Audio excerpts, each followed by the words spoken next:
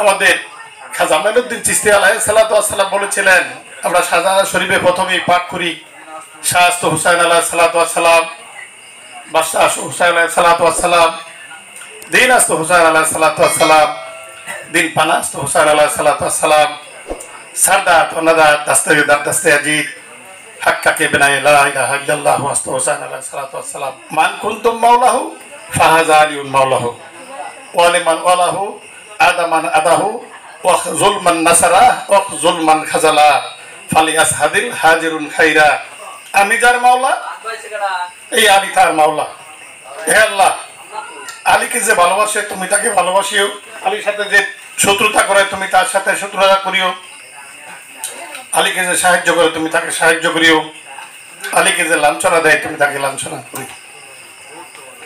এইভাবে মারহাবা মারহাবা পড়ে গেল। লক্ষ লোক মাওলা মুহাম্মদ আলাইহিস সালাতের উপস্থিতিতেই তিনার কাছে অনুগত্যের বায়াত নিয়েছিলেন। এই বায়াত সম্পাদন করতে 3 থেকে 3.5 দিন লেগেছিল। মাওলা মুহাম্মদ আলাইহিস সালাতু ওয়াস সালাম তিনি তারপর একটা ওহী আসলো সূরা মায়েদা 3 নম্বর আয়াত, আল ইয়াউমা ইয়াশাআল্লাযিনা কাফারু মিন দীনিকুম ফালা তাখশাউহুম ওয়াখশাউনি আল ইয়াউমা আকমালতু লাকুম দীনাকুম ওয়া আতমামতু আলাইকুম নি'মাতি ওয়া রাদিতু লাকুমুল ইসলাম দীনা। মাওলা মুহাম্মদ আলাইহিস সালাতু ওয়াস সালাম তিনি মাওলা আলীর মাধ্যমে দান করেছিলেন। তিনি দেখাই দিয়েছিলেন, হে মুহাম্মদী মুসলমানেরা, তোমরা যদি আত্মশুদ্ধি ঘটাইতে চাও এবং সেই আল্লাহকে প্রকৃত আল্লাহকে পেতে চাও তাহলে তোমাকে বায়াত নিতে হবে এবং এই বায়াতের মাধ্যমেই বেলায়েতের উৎসব খুলে দিলেন। তারপর আরো অনেক কাহিনী, আমি ওদিকে যাব না। আজকে যে মূলত যে ঘটনা, ওই ঘটনা নিয়ে 2-4টি কথা বলার চেষ্টা করব। আজকে মাওলা হুসাইন আলাইহিস সালাতু ওয়াস সালামের সেই বিশ্ব শহীদ দিবস। ওই শহীদ দিবসে মাওলাকে কেমনে হত্যা করা হয়েছিল, কেনই বা হত্যা হয়েছিল, উদ্দেশ্য কি ছিল, তিনার অপরাধ কি ছিল, আপনারা আমাদের অনেক আলোচকবৃন্দ কথা বলবেন। আমাদের মাওলাউল আলা তিনি উপস্থিত আছেন, তিনিও কথা বলবেন। তিনার কথা আমরা ভালোভাবে স্মরণ করব এবং বোঝার চেষ্টা করব। মাওলা হুসাইন আলাইহিস সালাতু ওয়াস সালাম তিনাকে ওই কারবালায় হত্যা করা হয়েছিল অনেক কষ্টের মাধ্যমে। আমাদের দাদাগুরু শাহ সুফি সদরউদ্দিন আহমেদ চিশতি আলাইহিস সালাতু ওয়াস সালাম তিনার মাওলার অভিষেক নামক পুস্তকে ভূমিকা শেষ অংশে লিখেছেন, শাহ সুফি শামসুল হুদা মুমিন চিশতি আলাইহিস সালাতু ওয়াস সালাম আমাকে ডেকে তিনি ওই অংশটুকু কলম দিয়ে দাগ দিয়ে দেখিয়ে দিয়েছিলেন যে মতিন মিয়া সদরউদ্দিন বড়া কি লিখেছে। লেখার ভাবটি এমন ছিল, আমি বলার চেষ্টা করব। যদিও প্রকৃত মুহাম্মদের জন্ম হয়েছিল মক্কায়, ওইখান থেকে লাঞ্ছনা এবং বিতাড়িত হয়েছিলেন, তারপর মদিনায় এসে আশ্রিত হয়ে অতি কষ্টে বড় হয়েছিলেন এবং উমাইয়া সেই রাজকীয় শাসনের কবলে পড়ে তিনি পৌঁছে গিয়েছিলেন এবং আব্বাসিয়া রাজকীয় শাসনের আমলে বাগদাদে এসে তিনি মারা গিয়েছিলেন। মাওলা হুসাইন আলাইহিস সালাতু ওয়াস সালাম তিনি ছিলেন নিরপরাধ। সেই মুয়াবিয়ার ছেলে ইজিদ যখন মুয়াবিয়া শেষ বয়সে ইজিদকে মসনদে বসিয়েছিলেন, তখন ইজিদের কথা ছিল যে এই এলাকাবাসীর সকলেই আমার কাছে বায়াত নিতে হবে এবং সেই মদিনার গভর্নরকে ডেকে পাঠিয়েছিলেন যে মাওলা হুসাইন আলাইহিস সালাতু ওয়াস সালাম কি যায় বলো যেন তিনি আমার এটা লিখিত দিলেন, যে লিখিত তিনি কি করবেন ওইখানে যেন সই করে দেন যে আমাকে সে মাওলা হিসেবে মেনে নিয়েছে। তখন মাওলা হুসাইন বলেছিলেন কখনো না, কখনো না, কখনো না, তিনি সই করে নাই।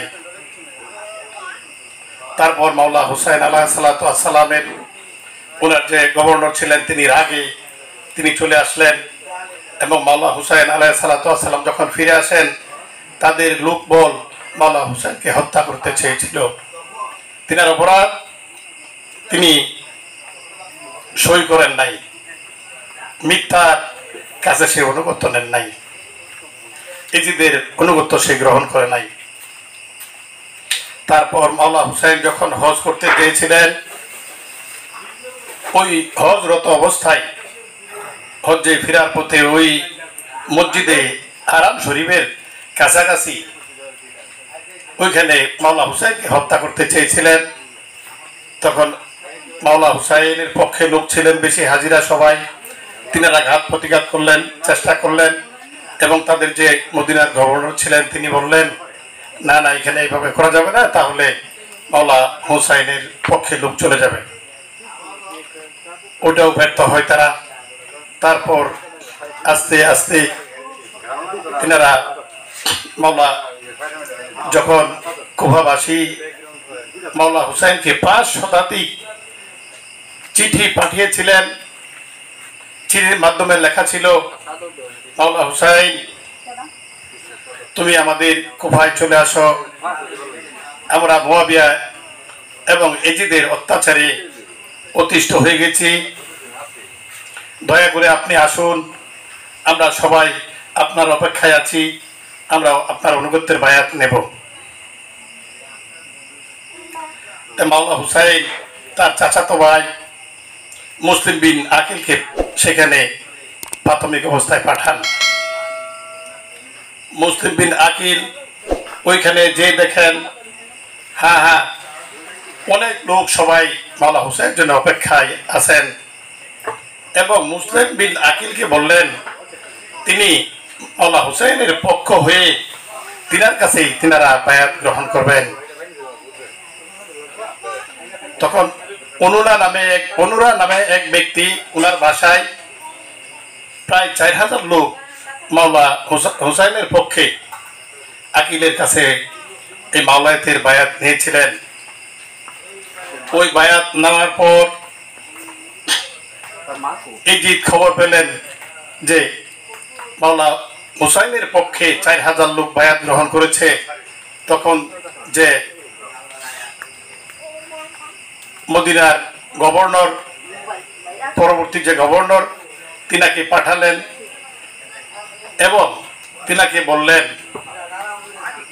যে তুমি জিয়াদকে পাঠালেন, জিয়াদ এখানে আইসা দেখে 4000 লোক আকিলের পক্ষে এবং আকিলের কাছে বায়াত নিয়েছে। তিনি খবর পেলেন, অনেকের কাছে জিজ্ঞাসা করলেন, সবাই বললেন হ্যাঁ বায়াত নিয়েছে। তখন তিনি বললেন,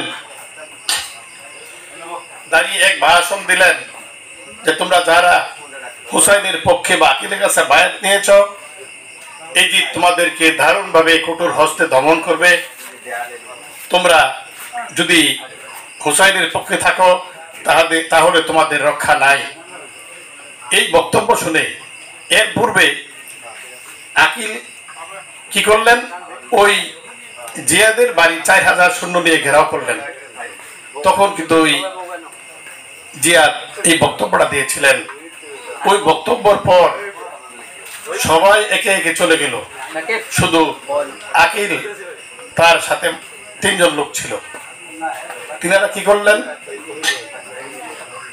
তখন ওই যে জিয়াদ হুকুম দিলেন যে আকিলকে হত্যা করা হোক। তখন আকিল প্রার্থনা জানিয়েছিলেন যে আমাকে একটা অনুমতি দেওয়া হোক যে আমি মাওলা হুসাইনের কাছে একটি চিঠি পাঠাবো। তখন মাওলা হুসাইনের কাছে তিনি চিঠি লিখলেন, হুসাইন কুফাবাসীর ধোকায় পড়ো না,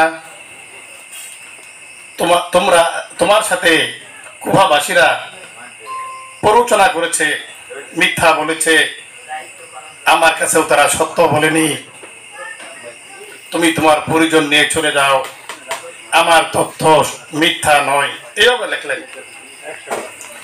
প্রতিমধ্যে তিনি চিঠি পেলেন। চিঠি পাওয়ার পর তিনি ঘোড়ায় চড়ে, ফিদে দুলদুল ঘোড়ায় চড়ে তিনি এজিদের কাছে যাবেন। পথ বদলায় ফেললেন যে আমি এজিদের কাছে যাব। পথিমধ্যে তিনজন লোকের সাথে দেখা। তারা হলো আব্দুল্লাহ ইবনে উমর, আব্দুল্লাহ ইবনে আব্বাস এবং আব্দুল্লাহ ইবনে জিয়াদ, আব্দুল্লাহ ইবনে আমর এবং এক তার দূর সম্পর্কে চাচাতো ভাই হনুফা। এক একজনে বলল, হুসাইন তুমি কোথায় যাও? যারা তোমার পিতাকে হত্যা করেছে, যারা তোমার ভাইকে আঘাত করেছে, যারা এই মুহাম্মদ ইসলামের শত্রু, তাদের কাছে আমি তোমাকে, লোকের ভয় যদি না থাকতো তাহলে তোমাকে আমি বারণ করতাম, তোমাকে যেতে দিতাম না। আরেকজন দাঁড়িয়ে বলল, হুসাইন তুমি কোথায় যাও? আমি তোমাকে যদি বাড়ির থেকে বের হওয়ার আগে আমি তোমার সাথে দেখা করতে পারতাম, তাহলে তোমাকে জোরপূর্বক আমি বেরোতে দিতাম না। আমাকে পরাস্ত করে তুমি যদি বের হইতে, সেটা অন্য কথা। এইভাবে অনেক কথা বললো, অনেক তিন চারজন। তখন মাওলা হুসাইন কারো কথা কর্ণপাত না করে তিনি সেই এজিদের দিকে রওনা করলেন। ওই কারবালা প্রান্তরে যখন উপস্থিত হলেন, তখন ওইখানে ওই জিয়াদের বাহিনী, তখন ওই এলাকার সেনাপতির প্রধান ছিলেন হুর ইবনে আমর। ওই হুর তার গতিরোধ করলো। তখন তিনি জিজ্ঞাসা করলেন, কেন আমার গতিরোধ করলা? তখন তিনি বললেন যে আমাদের উপর এজিদের অর্ডার আছে, আপনাকে যেতে দেওয়া হবে না। মাওলা হুসাইন তখন বললেন, চতুর্দিক ঘিরে ফেরা হলো। তখন মাওলা হুসাইন বললেন, আমাকে, আমি তিনটা কথা বলবো, আমার একটা কথা আমাকে আপনারা রাজি থাকেন। এবং এজিদকে যায় বলেন যে হুসাইন তিনটা দাবি জানাচ্ছে।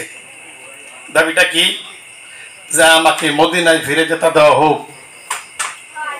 2 নম্বর, আমাকে এজিদের কাছে দেখা করতে দেওয়া হোক। 3 নম্বর, আমাকে কোনো অঞ্চলের কাছে যেতে দেওয়া হোক, বর্ডার এলাকা আমি পাহারা দিব এবং আমাকে নিয়োগ কাজে ওখানে আমি সারা জীবন কাটিয়ে দিব। তখন তাদের পক্ষ থেকে একজন সেনাপতি এসে বললেন, তুর্কি অথবা অন্য ধর্মের লোকেরা যদি এমন একটা দাবি করত, তাহলে এটা গ্রহণযোগ্যতা হতো, মাওলা হুসাইনটা কেন হবে না? তখন তিনাকেও হুমকি দিলেন। তিনি ওইখান থেকে হুসাইনের পক্ষে এসে ওদের পক্ষ হয়ে তিনি বীরত্বের সাথে ওদের সাথে যুদ্ধ করে দুজনকে হত্যা করলেন এবং নিজেও শহীদ হলেন। এইভাবে আরো অনেক লম্বা ঘটনা, আপনারা পরবর্তী ঘটনা সবই ভাইরা বলবেন এবং শুনবেন, আমি ওদিকে কি করতে চাই না। তো যাই হোক, এখন সর্বোপরি কথা হলো, সেই মাওলা হুসাইন তিনি কি ছিলেন? সেই পাঞ্জাতনের একজন। মাওলা মুহাম্মদ আলাইহিসসালাম দেখিয়ে দিয়েছিলেন। মাওলা মুহাম্মদ আলাইহিসসালাম বলছেন, আনা মিনাল হুসাইন, হুসাইন মিন্নি আমা। হুসাইন আমা হতে, আমি হুসাইন হতে। তিনি দেখিয়ে দিয়ে গেছেন।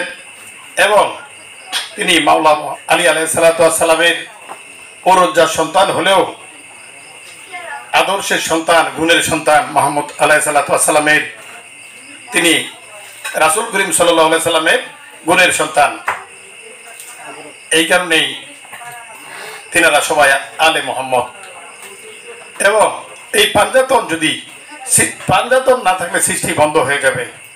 পাঞ্জাতনের দ্বারাই কিন্তু সব সৃষ্টি চলমান রেখেছে, পাঞ্জাতন ছাড়া চলে না। এবং তারা লাস্ট পর্যন্ত হুসাইনকে হত্যা করার পর যখন আসরের নামাজ পড়ে, ইমাম সাহেবকে একজন জায়গায় জিজ্ঞাসা করেন যে হুজুর, মশা মারার ফতোয়াটা কি বলবেন? দুঃখজনক কথা যে সেই মাওলা মুহাম্মদ আলাইহিসসালামের আলকে হত্যা করে, মাওলা হুসাইনকে হত্যা করে, নির্মমভাবে হত্যা করে, তারপর তারা নামাজ পড়ে তারা জিজ্ঞাসা করে, মশা মারা ফতোয়াটা কি হুজুর, একটু জানতে পারি? দুঃখজনক এবং ঘৃণ্যতম সেই ঐতিহাসিক কারবালা আমরা সকলেই যেন সবার মাঝে হৃদয়ে মনে এবং সবার অন্তরে যেন আমরা সেই কারবালা লালন করতে পারি। আর কারবালা হলো সত্য মিথ্যার লড়াই। এটা মিথ্যা বলা হয়েছে যে পানি নিয়ে লড়াই হয়েছিল, আসলে তাই না। কি হয়েছিল? সত্য এবং মিথ্যা লড়াই। এই কারণে আমাদের খাজা মাইনুদ্দিন চিশতি আলাইহিস সালাতু ওয়াস সালাম বলেছিলেন, আমরা শাহজালাল শরীফে প্রথমেই পাঠ করি, শাহস্ত হুসাইন আলাইহিস সালাতু ওয়াস সালাম, বাদশাহ হুসাইন আলাইহিস সালাতু ওয়াস সালাম, দিন আস্ত হুসাইন আলাইহিস সালাতু ওয়াস সালাম, দিন পানাস্ত হুসাইন আলাইহিস সালাতু ওয়াস সালাম, সারদাত ওয়া নাদাত দাস্তাগিদার দাস্তে আজিদ হাক্কাকে বিনায়ে লা ইলাহা ইল্লাল্লাহ আস্ত হুসাইন আলাইহিস সালাতু ওয়াস সালাম। আমরা প্রত্যেকেই যেন যার যার গুরু, যার যার মাওলা, যার যার হুসাইন, আমি এই কথাটা বলে ফেলেছি, এখন আপনারা নিজের মনে মগজে উপলব্ধি করে নেবেন। আমরা যদি আমাদের মাঝে আমাদের মাওলার সেই চরিত্রকে চিত্রায়ন করতে পারি, তাহলে আমরা কামিয়াবি এবং আমরা মুক্তিরাজ্যের বাসিন্দা হতে পারবো। আমাদের মহান মাওলাউল আল্লাহ যেন আমাদেরকে দয়া করেন, আমরা সকলেই যেন সেই গুণের অধিকারী হতে পারি এবং মনে মগজে লালন পালন করে আমরা সেই মুক্তিরাজ্যের বাসিন্দা হতে পারি। এই আশাবাদ ব্যক্ত করি আমার সংক্ষিপ্ত বক্তব্য এখানে শেষ করলাম। আমাকে সঞ্চালনার দায়িত্ব দেওয়া হয়েছিল, এর পূর্বেই বলেছিলাম। এই পর্যায়ে গুরুত্বপূর্ণ আলোচনা করবেন আমাদের মাওলার একনিষ্ঠ ভক্ত, আমার প্রাণপ্রিয় গুরু ভাই জনাব সাদেকুর রহমান সাদেক ভাইকে বিনীতভাবে আহ্বান জানাচ্ছি।